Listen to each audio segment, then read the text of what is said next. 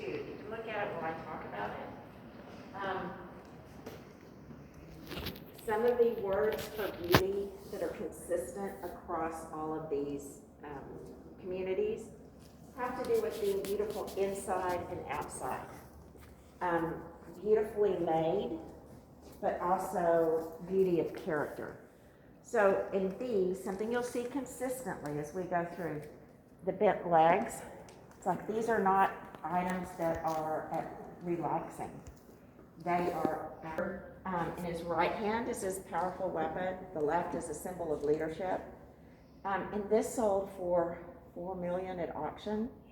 So because the Western art world looks at the price of things, then this became the epitome of European work. And you have one of these. This is a case full of these items. You can look on the back of this one. So it's not just one-sided. But they're reliquary figures. But none of the information was on here. So Henry Moore saw this. It was published in a lot of magazines. Henry Moore he was a sculptor in England, considered the first modernist sculptor, and he was very influenced by this piece. So if you look at this, you can almost see how he began to represent figures without having all the details. It was just the basic form.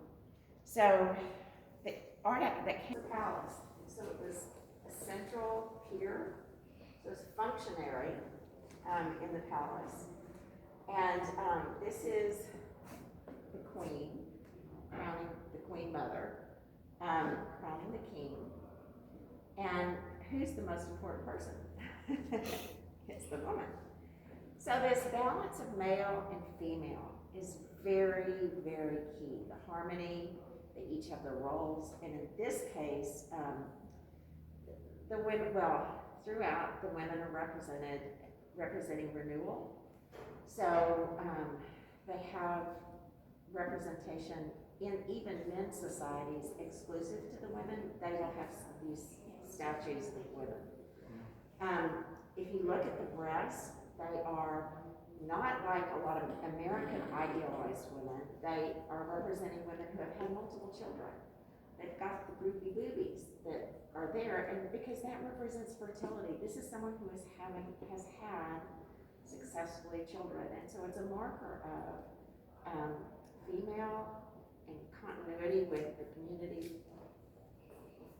Scarification was probably the oldest art form in Africa. Was the body art. So they're decorating their bodies with paint, elaborate headpieces.